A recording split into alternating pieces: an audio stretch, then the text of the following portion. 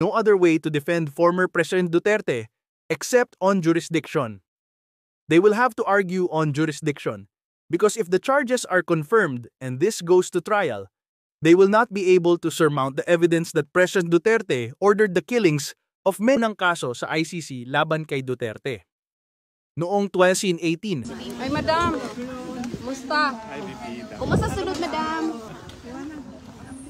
Okay naman, he's doing well. He's from all over the world. And he's happy to see us, his family. Medyo matagal po kayo ngayon. Meron pong mga patay.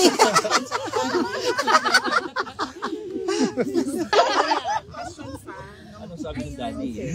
So, Vicky, something personal. Ano po yung reflections nyo? on his birthday, there were people with speakers. They were